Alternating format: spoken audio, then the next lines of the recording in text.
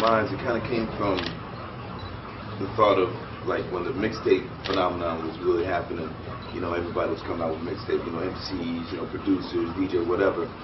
And me as a percussionist, I'm like, how can I really get into that and kind of make it work? So that was kind of like the foundation of it. But then it kind of like grew from that, as you know, different people reaching out to me and getting the opportunity to work with, you know, different peeps. And it was really just the bringing together of like different genres. You know, I mean, it's not just a straight hip hop album, you know, but my background isn't just straight hip hop. You know, I mean, it's just like really wide range. So in this album, I wanted to kind of show that, do different things.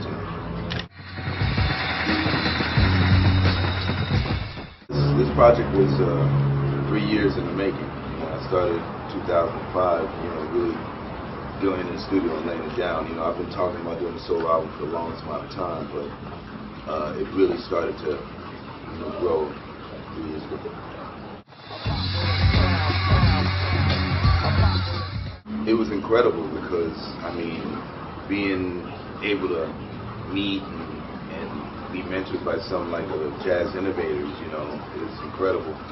And to be around that time when there was a lot of jazz musicians and jazz clubs out here in LA, getting a chance to really, you know, sit in sometimes and just even watch, it was amazing because it really like opened up your, you know, your ears to a lot of things. And a lot of music that has been sampled throughout the years, you know, I remember, you know, when some of them joints was like coming out, it was just like that, you know. So it's really been a blessing because it helped me shape how I play toward hip hop and other types of music, you know, what to listen for and really improvise, you know, be able to do that. I really didn't have anyone my age that was like doing it at the time. You know, my pops was always saying, you know, you got to find people your own age that, you know, get something together, but it really wasn't like that. So it was more that I had to just rely on, you know, people I was meeting through him, you know, and kind of getting on stage and, you know, kind of sitting in and whatnot, you know. It's not, you know, it's not at the forefront anymore, you know. I mean, even playing instruments so much isn't at the forefront as it used to be. You know, you just get your own studio, get your Pro Tools, get your laptop, your little oxygen thing, and you're good, you know. And to me, I'm just glad that I grew up in that time that, you know, I could still apply those, you know, those things, you know. And I'm sure that there are a lot of dope musicians out there, young up-and-coming musicians, but, you know, they just need their chance to be heard. Well, I kind of definitely toured the record, you know, get a little group together, you know. I feel that a lot of the songs and albums can get you by. Granted, there are a lot of, you know, guests on it, but my big plan is to do like a little package thing that, you know, some of the artists that are on the album, we all can go out on a tour and get set, and we all come together and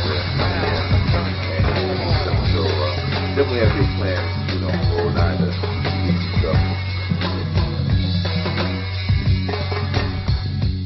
Oh yeah, I plan to work this album for a while, but at the same time, you know, next Cypress record, you know, being forced, you know, too. So I'm going to be doing a bit of double duty, but just really to get it out there and, you know, perform when I can. You know, I think that right now you have to definitely be out there and, you know, on the road and tour and do shows and stuff, because, you know, the record sales aren't what they used to be, and, you know, it's just about downloads and stuff like that. You got to have something for people to see.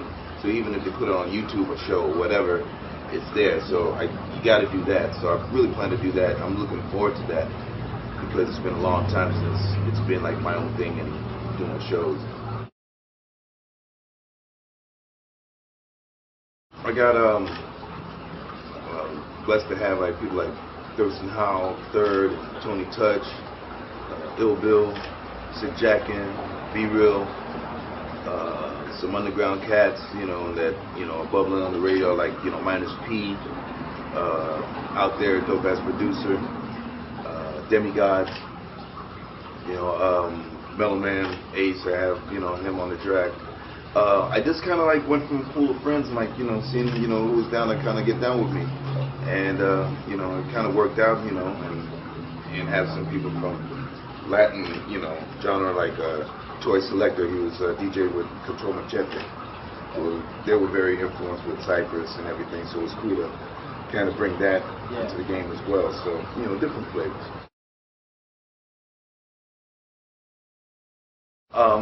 It's not the concept of the whole album. It's a taste of, you know, where I'm from, the, you know, the dark side, to be able to bring that, the grittiness. You know what I mean? I got that. I think that the album in itself, it has its dark moments, but it's light and it's really musical and eclectic more so, you know. So it's not that, you know, every song is dark. It's not like a Cypress record, you know. But it's different. It really, to me, it really like opens up your ears a bit. Even hip hoppers, you know, the people that are straight into hip hop, I think they'll appreciate a lot of stuff on this record as well, you know. I just let everybody know that, you know, I'm very appreciative of, you know, the support throughout the years with Cypress, Soul Assassins, you know, myself. Look forward to giving them real good music. Next Cypress record, my album, you know, whole Soul Assassins camp, and just keep on doing that shit. Keep on supporting.